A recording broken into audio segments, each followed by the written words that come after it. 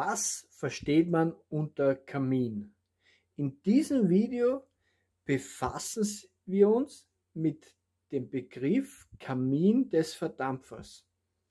Unter dem Begriff Kamin versteht man das Rohr im Verdampfer, welches den Dampf zum Mund transportiert.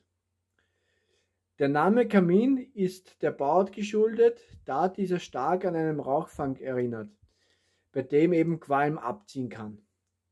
Bei einem Verdampfer verbindet er so den genannten Kamin, die Verdampferkammer, mit dem Triptip-Mundstück.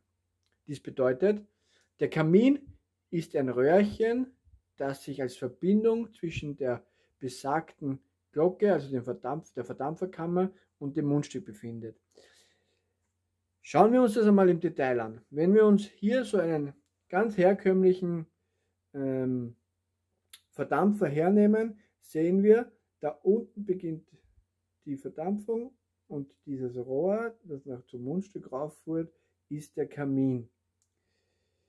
Wenn wir uns das bei diesem Verdampfer anschauen, wir schrauben den Verdampfer einmal auf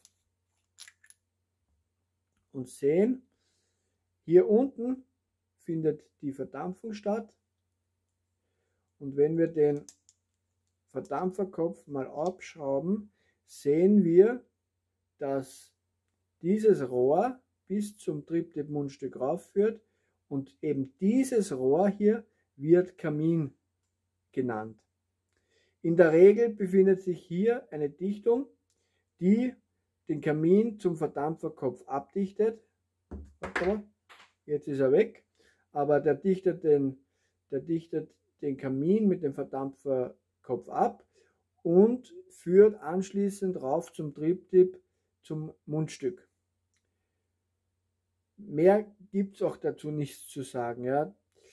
Das ist ein Begriff, der wird unter Dampfern häufig verwendet. Auf was man achten sollte, ist, dass dieser Kamin nicht verformt ist oder beschädigt ist, da sonst die Dichtheit des Verdampfers leidet, beziehungsweise den gibt es auch nicht als Ersatzteil, weil dieser fix hier in die Topcap reingepresst ist. Also der Kamin ist das Rohr bzw. das Verbindungsstück von Verdampferkopf zum Mundstück und transportiert den Dampf zum Mund.